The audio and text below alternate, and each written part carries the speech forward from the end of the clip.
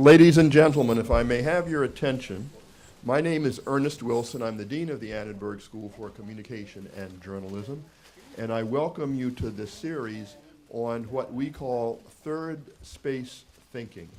Third space thinking. And before I introduce our very accomplished guest, our guest speaker, let me just take a couple of minutes and describe for those of you who are not familiar with this initiative that we call third space thinking. So around the same time that we were thinking about designing this building and deciding what should it look like and what value should it promote, we began a conversation with our communities of practice, with our external stakeholders around the United States, in New York, Silicon Valley, up in Seattle, and then in China and Europe. And the question we asked them was, number one, when you hire people, what kind of skills are you looking for? Radical idea. And then the second one was, when you promote people inside your organization, what are you looking for? What kind of attitudes and skills?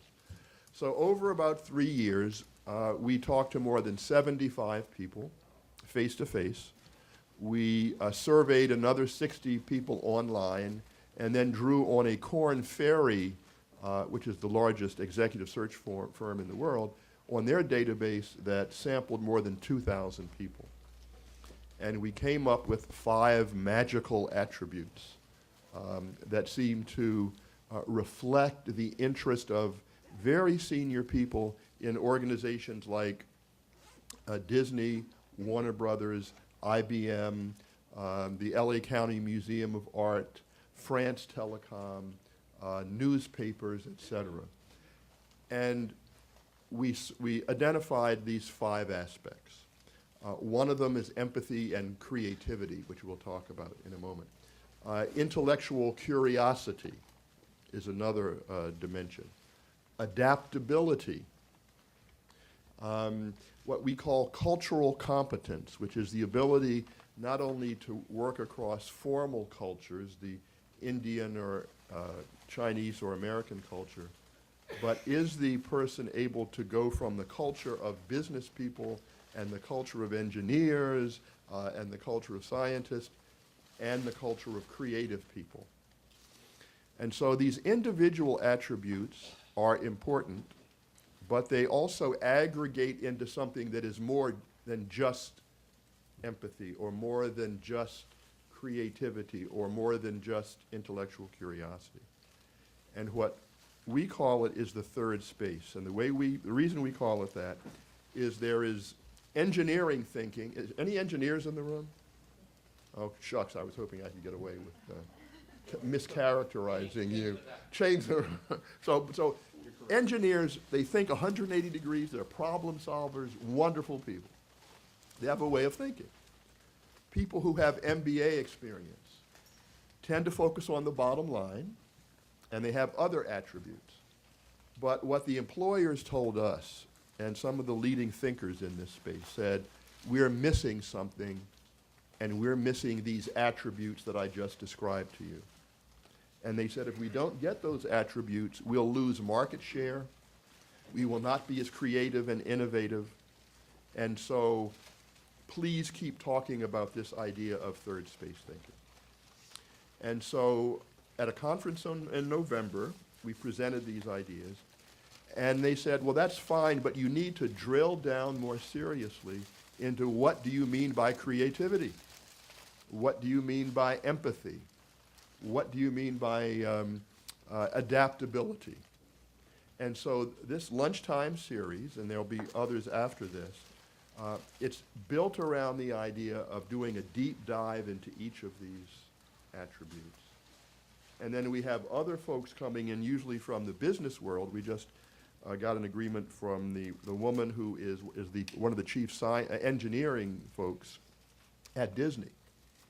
And she'll be coming on what, March 5th. So again, this will be an opportunity to talk to someone who brings all of these 5 attributes together. But today, we're really addressing one of the most important, difficult, critical, crazy, uncertain topics which is what the hell is creativity and empathy, and how do we think about that? And fortunately, today we have Dr. Aziz-Zadeh, who is going to talk to us about this on the issue of creativity, which has been the focus of her research. Professor Aziz-Zadeh has been trained at a university across town. That's what, you've heard this before, yes. That's not very creative of me to do that.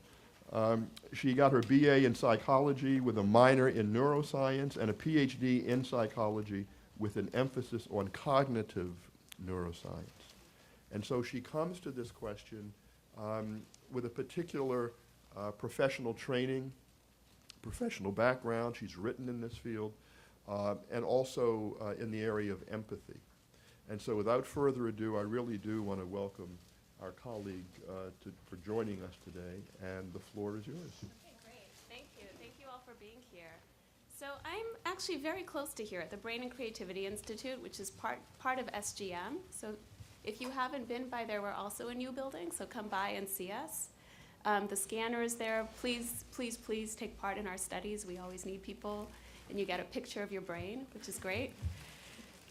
So let me know if you're interested in any of that, or you want to just come by and see our lab. That would be great. Okay, so the neural basis of creativity.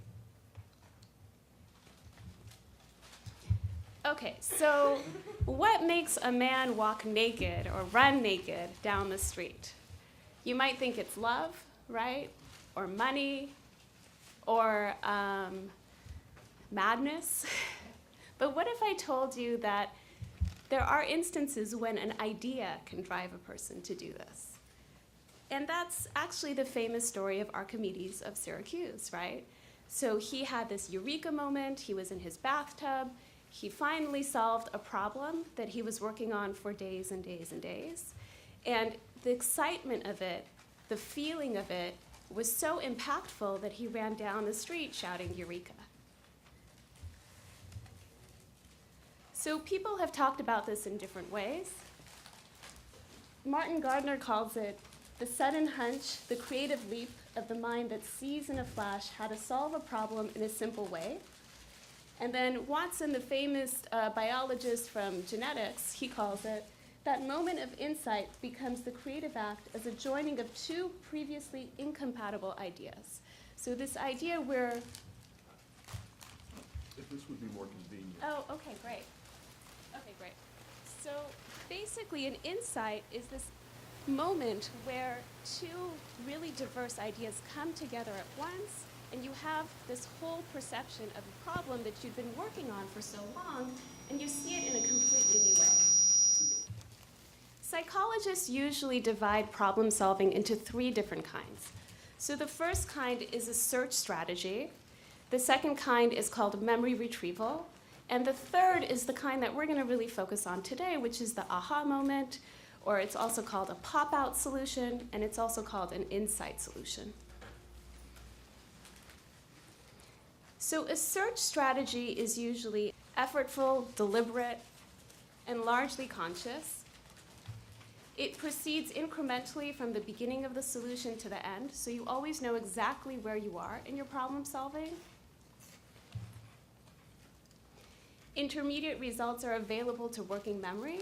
So again, as you're solving the problem, you know where you are in your problem solving, and if someone were to ask you, how much longer do you need, you could say, well, just give me 5 more minutes and I could solve this for you. You have a gradual accumulation of partial knowledge, so you could share what you're working on and how far you are. And you can track that as the problem is being solved. And so examples of this are physics word problems, multiplying multi-digit numbers, and playing chess. By contrast, memory retrieval. So here the solution can pop into the mind automatically from memory. So that's what it shares with this pop-out solution. But the difference is that there's no greater insight. So what you knew before you solved the problem and what you know after you solve the problem is exactly the same, because it comes from your own memory. And so examples of this are solving single-digit multiplication problems and playing speed chess.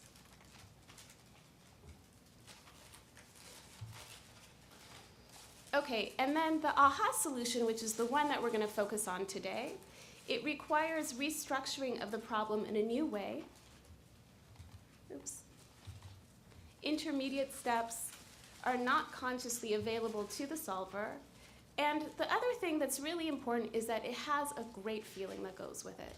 So I'm sure all of you have experienced an insight, and it feels great when you have that insight, right? It's this elated feeling of having solved something and feeling like it's a novel thing that you've solved.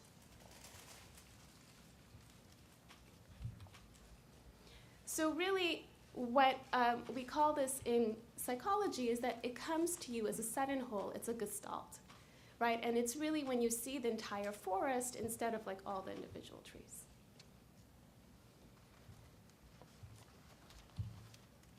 So I'll give you an example of a problem like this. So a man walks into a bar and asks for a glass of water. The bartender takes out a shotgun and points it at the man. The man says, "Thank you," and walks out. What's happening here? Can anyone figure this out?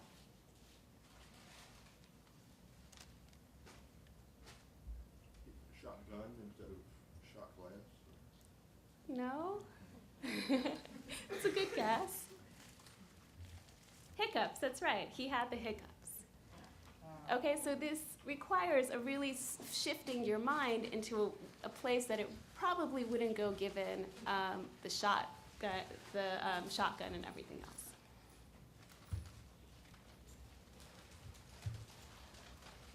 Okay, so the Gestalt view of what happens in an insight is that the sudden emergence of the insightful solution and the accompanying aha that goes with it is due to the sudden reorganization of one's understanding of the problem. The decisive points in the thought process, the moments of sudden comprehension, of the aha, of the new, are always at the same time moments in which a sudden restructuring of the thought material takes place. So you have to take the material, restructure it, see it from a different perspective, and that's when you have this insight.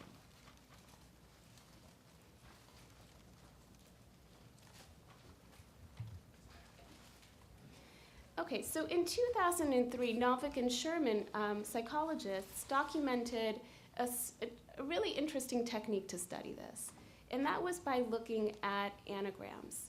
And they found that anagrams were unique, that in experts, they could trigger both pop-out and search strategies. So when they got their expert subjects to come in, they would look at these anagrams, and sometimes they have to move around each letter one by one to come up with a solution, so that's a search strategy. And sometimes they would look at it and come up with the solution as an aha moment. Okay, so that's more this aha strategy.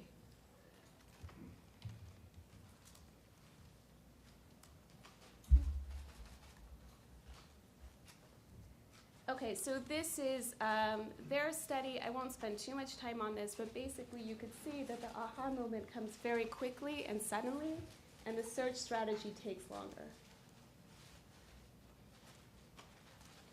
So what we wanted to ask, given this previous study, is can we put people inside the scanner and have them solve anagrams? And knowing that half of the time they do the search strategy and half of the time a pop-out, we can compare the brain activity and see what's really going on in the brain that's different when they have an insight solution.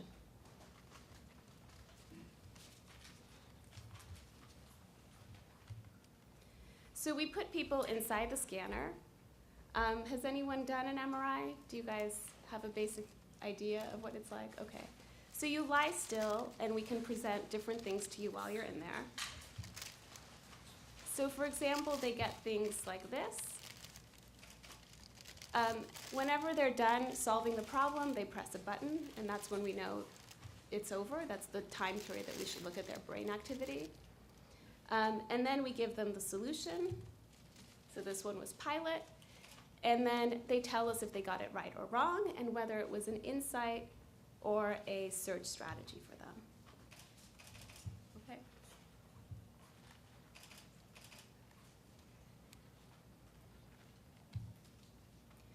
Okay, so again, the basic idea behind the study is we take images of their brain activity during an AHA strategy, images of the brain activity when they're doing the search, and by comparing those, we can distinguish brain regions that are critical for the AHA moment.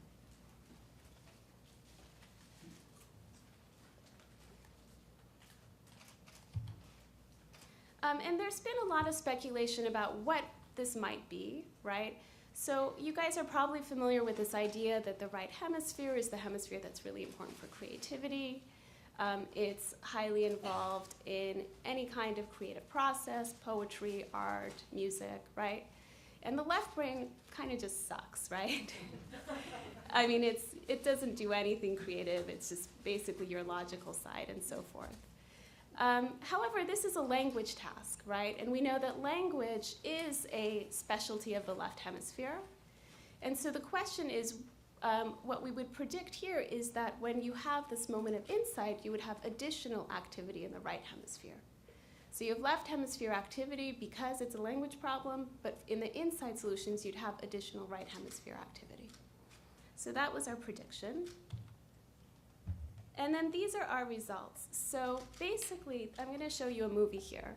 So timing is the onset. 0 will be the onset of getting the stimulus, getting the anagram. Then you'll see the problem solving. The red is the activation pattern. So this is when the stimulus comes on, when they get the word that they have to solve the anagram. And then this is as it goes on in time. So this is the AHA solutions, and this is the search solutions. And so the things that I want to point out, okay, so if you guys aren't familiar with looking at a brain, this is the front, right? So your eyes would be here, and this is the back. This is the right hemisphere, this is the left hemisphere. And then this is a slice through the brain like this, okay? So cutting it horizontally. And so what I want you to notice right away is that with the AHA strategy, you right away have this right hemisphere activity that comes up, right? You see that? And it's very strong. You never quite achieve that in the search strategy. And then a lot of it is in the prefrontal cortex, okay? So even though this is a left hemisphere problem, you get the right hemisphere very, very active right away.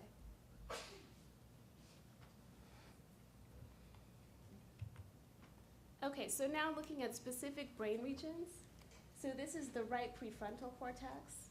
Blue is the brain activity for an AHA, and red for the search.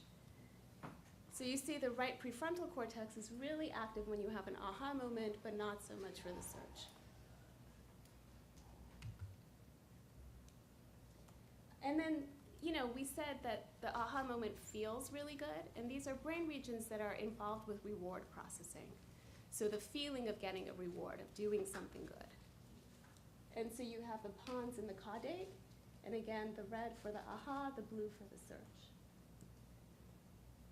So these are all significant differences. Can you just? Sure.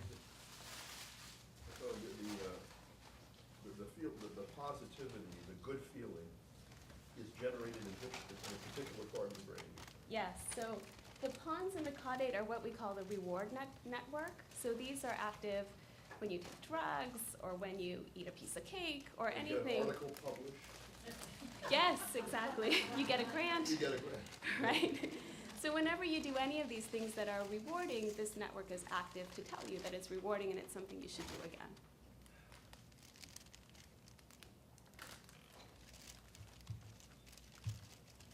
Okay, so basically we find that the right and the left hemispheres are active in the AHA moment.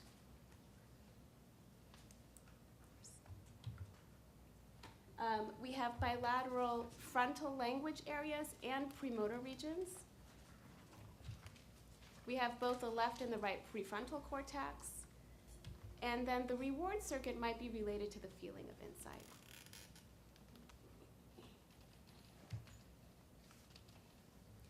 So one question that we can ask is, so we saw here that we had both the left and the right hemisphere active for creative solutions, right?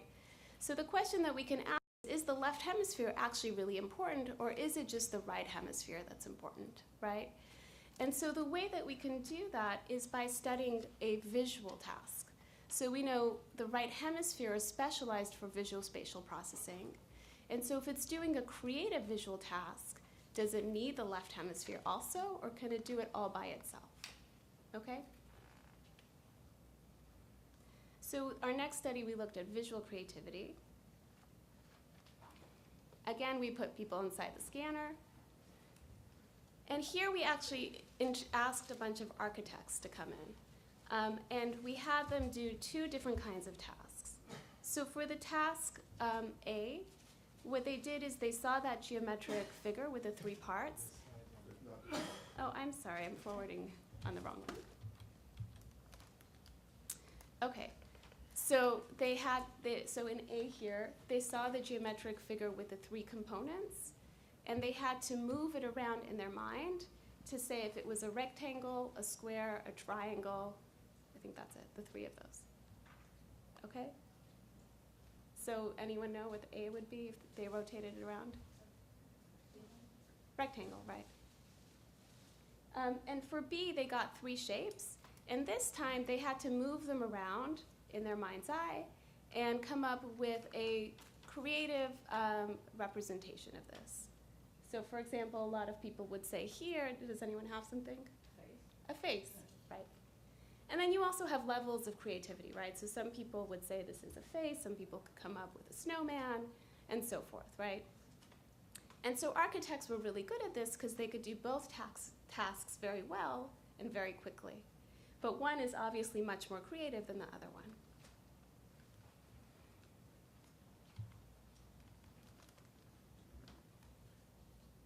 Okay, so again, we do the same thing. We take pictures of their brain during the visual creative task, and then pictures of the brain during the other task, the control task, we call it.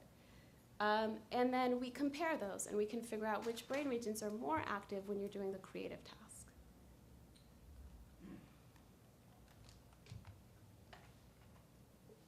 Okay, and so these are our results. So remember, visual spatial tasks are really a specialization of the right hemisphere. Generally, you don't need the left hemisphere to do this. But what we find is that for visual creativity, you have a lot of activity in the left hemisphere.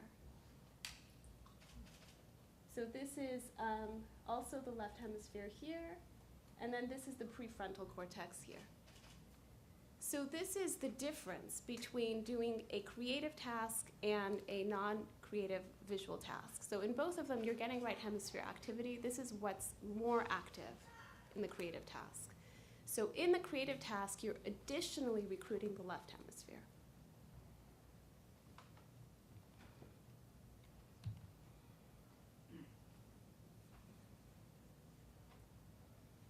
So what this tells us that really in creativity, you need both hemispheres to be active. They're both doing very important different things.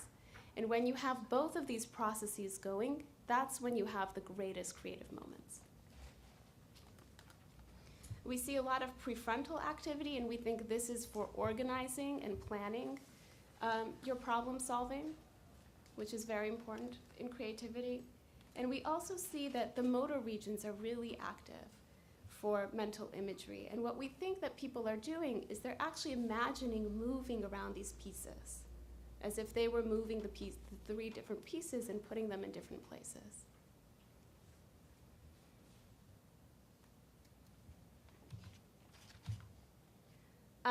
So basically, what I want you guys to take away from this is that even when we do a right hemisphere task, we really need the left hemisphere as well. And it's really this parallel processing of doing two different kinds of processing that brings out the most creative solutions. And then I wanted to talk a little bit about, okay, so first let me talk about the common findings for both verbal and visual creativity. So it's prefrontal activation in both hemispheres. You have both sides of the brain working, and this motor activation of actually imagining yourself moving things around.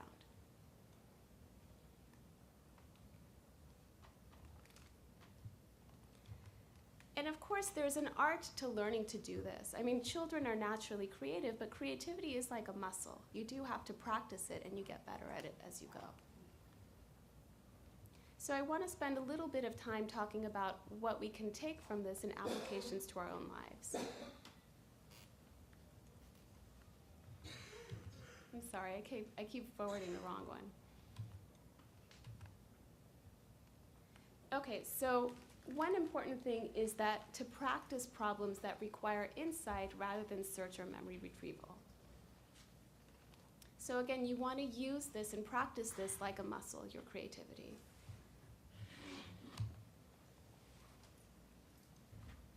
So the idea is if all you're doing is memorizing problems, then you know the solution to that one problem, right? But if you're learning how to solve problems creatively, then you can apply that to every problem that you're given.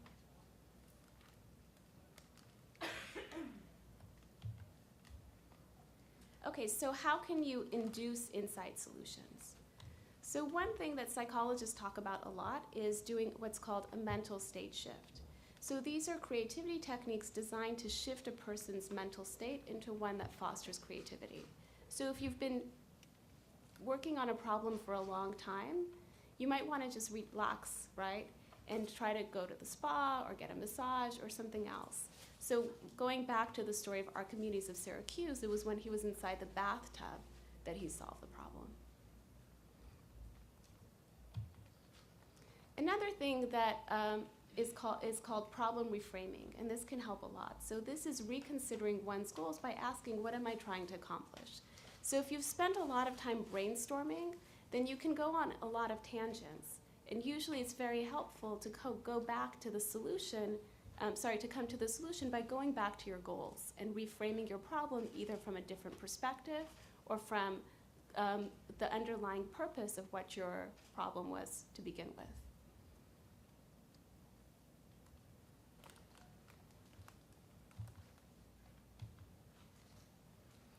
Okay, of course, brainstorming is a great one. In psychology, we call that multiple idea facilitation. And the idea is that you create tons of solutions with the hope that one of them will be a good one, a creative one.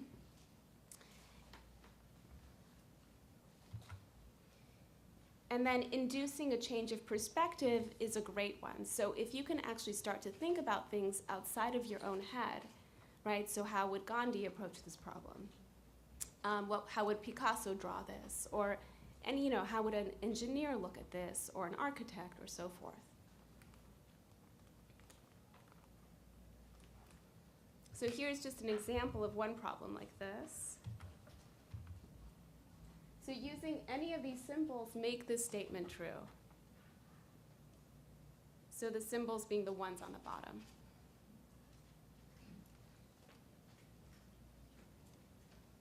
This is actually a super hard one, so don't worry if you can't get it. Okay, I'll just tell you the solution. Does anyone think they have it? Okay. So basically, it's to use the dash to make it 10 to 10 is 9 to 5, right? So change your perspective from a math problem to a time problem. So it's sneaky, right? But this is life, right?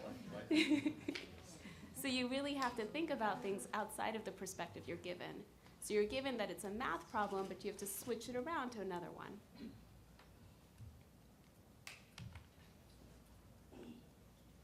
Okay, the other thing that I think is really important, especially if you're a teacher or a parent, is to understand that aha moments are their own reward, right? They feel so good that you don't need to give extra rewards to people to have them. And I think that's something good to remember for yourself also.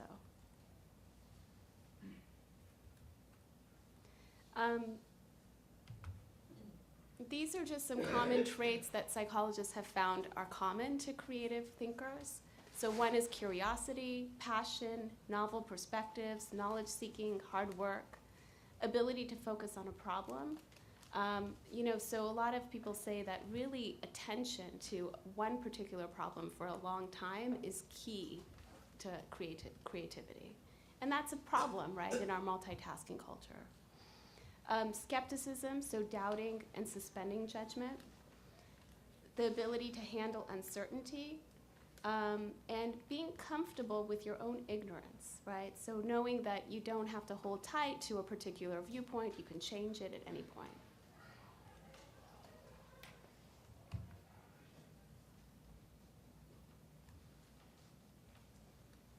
Okay, and then the third thing is that comes directly out of our data is to do things that directly and naturally engage your both hemispheres.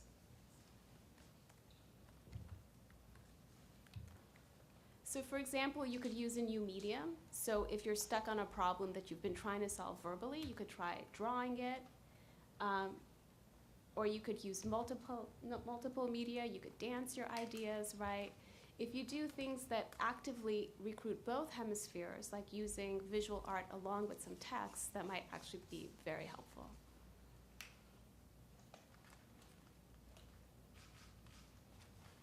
So any questions on this? On the whole thing, or just this? Yeah, I mean, that's basically all I have. I want to acknowledge my collaborators, both at UCLA and USC. But that's basically what I have for you guys.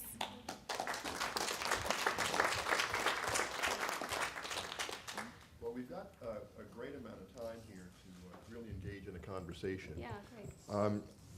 Let me maybe pay special attention to the last part of your presentation, Professor, because part of the purpose of this exercise is that in the Annenberg School, we're trying to rethink what are the competencies that all of our students should graduate with. And that's especially important, we think, in a communication school because of the breadth of things that our students want to do. But we'd like to think there might be some common thing. So have you had experience, or are there, can you point to teaching efforts that engage this in a very explicit way? I mean, some of these things we can do implicitly. We can do it in our family. We could do it in the job place, but as a secondary or tertiary thing. Yeah. Do you have experience with people who are offering courses, let's say a course in creativity, that would work through these various elements of what creativity is?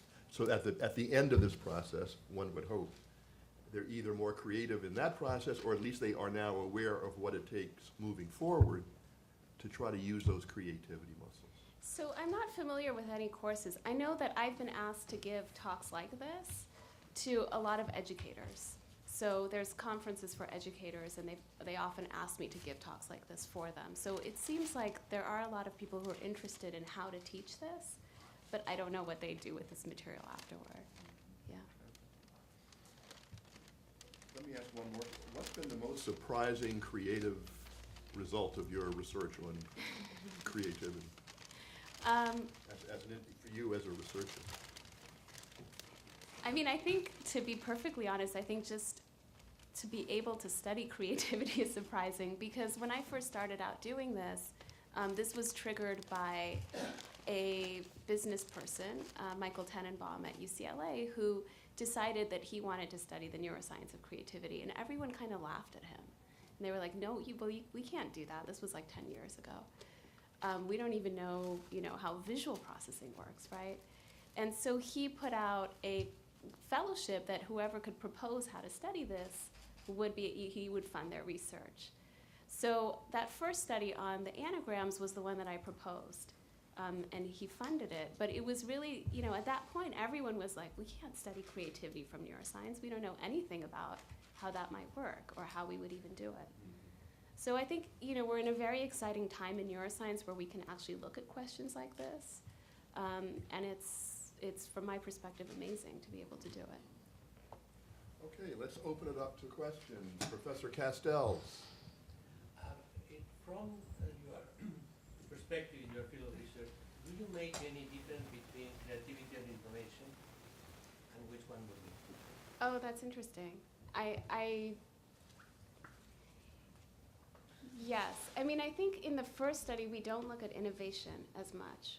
And in the second one, I don't know if you would call creating new images, visual images, as innovation. I don't know. So But there are it's two not- different concepts for you, Yeah. or no?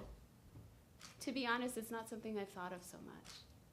Yeah. Are you having your Eureka moment? I'm on the verge. Yeah, but that just, yes, Sandy. I think we should wait for the mic because we are trying to record this.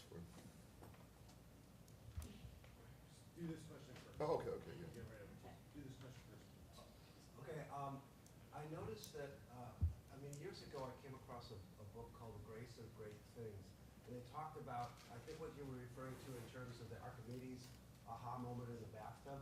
Yeah. And this writer was talking about how he had an insight into what he was actually writing by just stopping and cleaning his desk, Yes. as I recall. I think we could all probably relate to that. It's Yeah. this moment of rest or diversion, something enters. I'm wondering what other kind of examples you might have from your research where that sort of thing happened and how.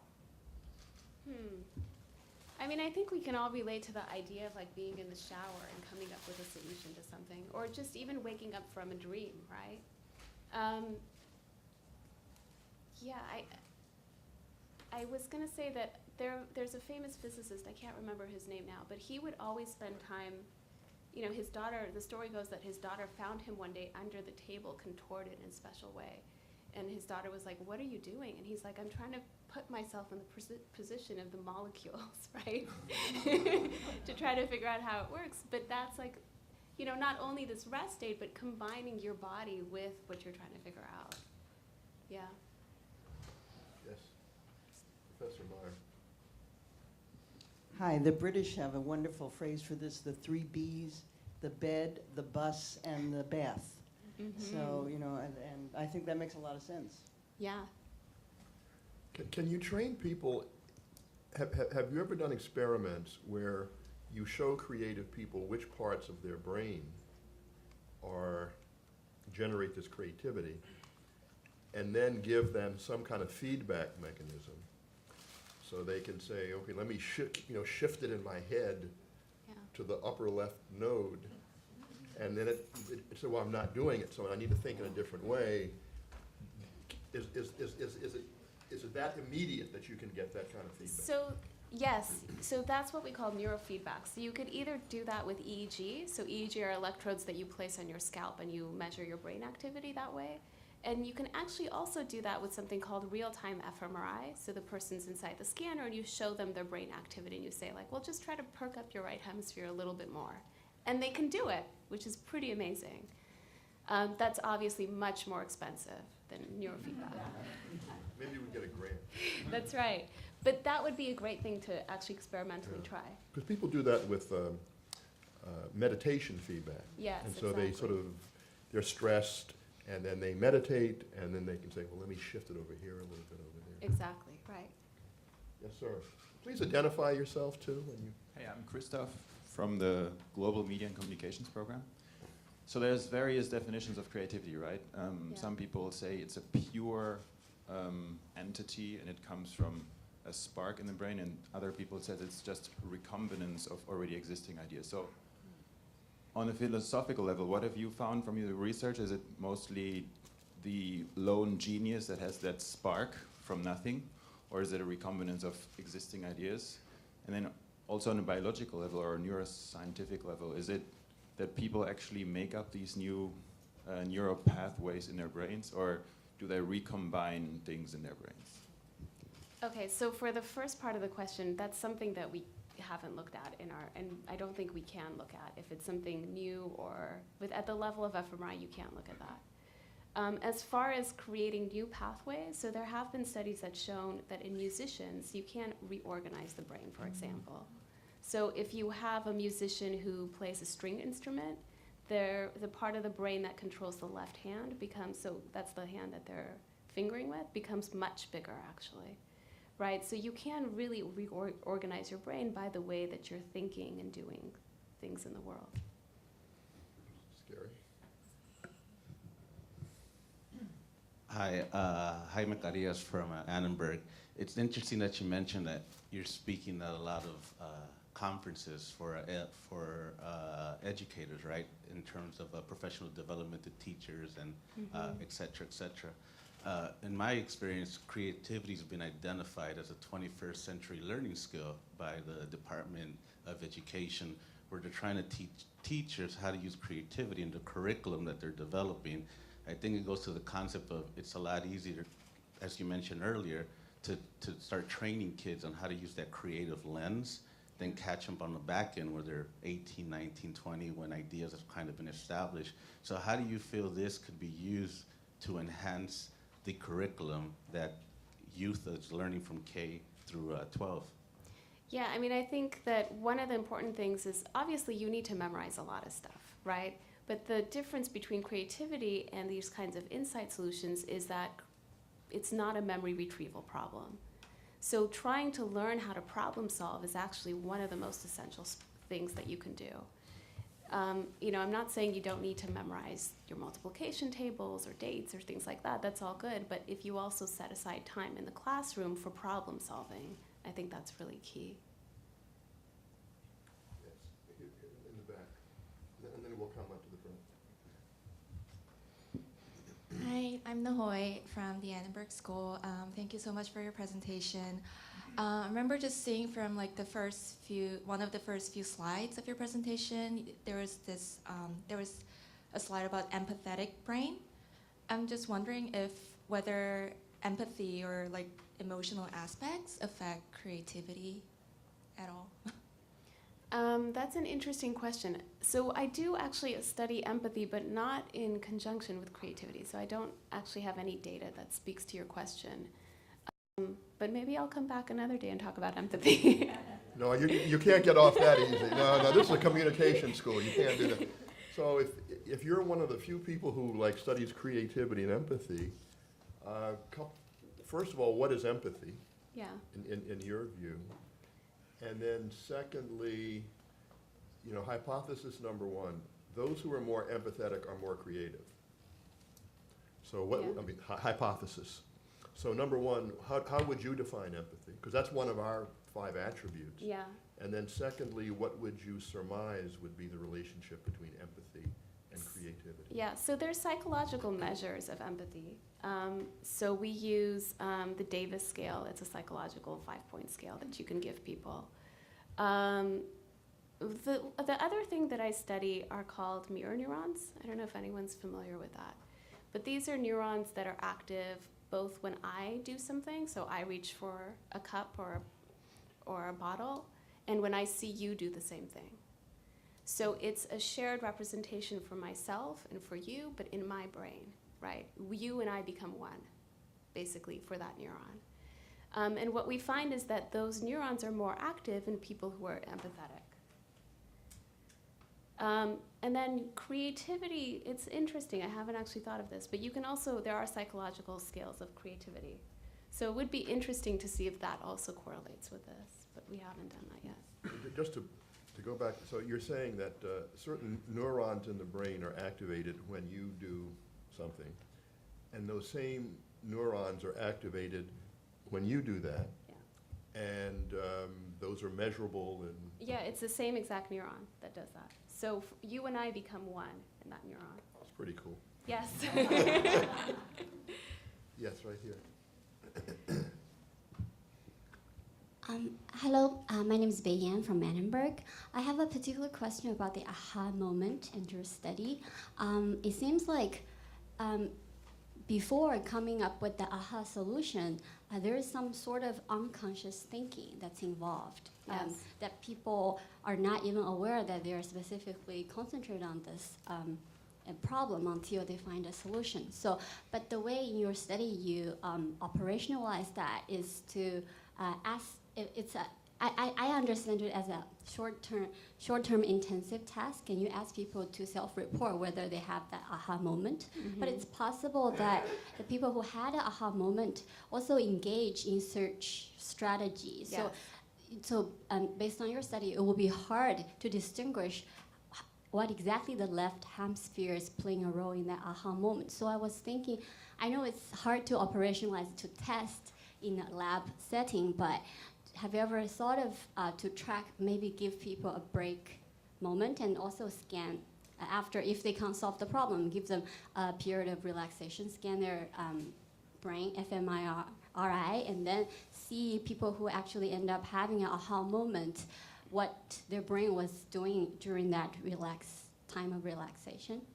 Yeah, I mean, that's an interesting question. There's a lot of technical problems with that as far as fMRI goes. So I don't want to get into a lot of the technical details, but basically you can only compare things. So for example, we compare the search and the aha moments if they happen multiple times, but also they have to happen, relatively within the same time frame. So if it happens at the beginning of the scan always and the end of the scan because you had a rest, you no longer can compare that because of things that happen with the brain over time in the scanner. So it's a great idea, but fMRI is not the way to do that. So maybe with EEG or something else, you could do that better. Yeah. Hi, I'm Emily. I'm a graduate student here at Annenberg, and you said creativity is a muscle, so you have to practice it. And you were saying that you could do that through problems or other tasks. So I was wondering, kind of for graduate students, undergrad students, professionals, what can we do? What are some tasks that we can do, like puzzles or Sudoku, or I don't know if you know some things that we can do to hone in on that creativity or expand our creativity. What kind of things do you have? Yeah, I mean, I think that, the fine arts are always great. So if you can take a class in poetry writing or in ceramics or whatever, that's always, always great. But that's not to say that, what you do naturally in your work or in science is not creative or business, right? So I think any of that problem solving, you must have problems that you're trying to work on all the time, right? So it's just a matter of trying to look at them in different ways than you usually do. Yeah. Yes.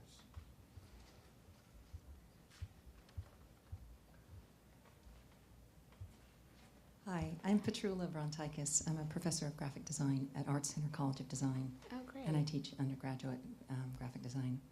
And I don't teach creativity, but I create circumstances that enable creativity. And I think that's one of the more important things, whether it's setting up a problem or asking students to design a problem, that they can thrive and they can practice their craft. One of the most interesting developments is actually very much about the transferring of right and left brain, using code or processing to actually as a medium, almost like paint or ceramics. So it really does transfer left and right brain. That's Aaron Copeland. That's what he's doing. He's using very, very logical tools as a medium to expand creative thinking. So the interesting thing is this transition and creating circumstances that enable the translation from one hemisphere to the other.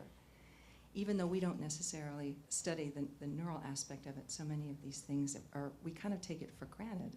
Right, right. No, I totally agree with you. So I think, coming back to your question about what educators can do, I think that's a great point that you just made, is they can set up the environment so that these kinds of solutions can take place. Yeah. Laura, did I see you not raise your hand? Oh.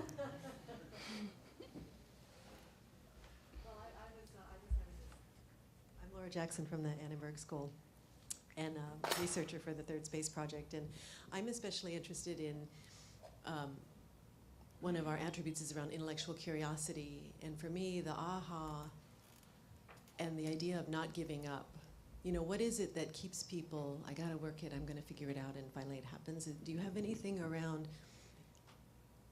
whether people have more commitment, or is it tension, or is it drive, is it deadline fear? What is it that causes the aha? Are there circumstances? There is a researcher, I can't remember his name, but I can email you guys afterward, who talks a lot about love. And so he really thinks the key to a lot of these people, these great people, is that they love what they do. They love it, right? And that's like the key to their genius. Like they can't think, it's like being in love with another person, being infatuated. Like they can't think of anything else. It has their entire attention. Do you know what I mean? And so that becomes everything they think about and everything they do and everything that they breathe, right? And so they're constantly solving the problems at any moment in time. It's just that it's working in the background. Yeah. Maybe take one more question, one or two more questions. Okay, I have one final question for our speaker, which is, do you have any questions for us? Well, I'd love to be on the email list and come to all your future talks, actually. It's a deal. Great. It's a deal. Well, I really want to thank our guest speaker today for coming and sharing one of the most important ideas in the world, and being able to do that with such clarity is a delight to see. So thank you very much. Let's give her a big hand.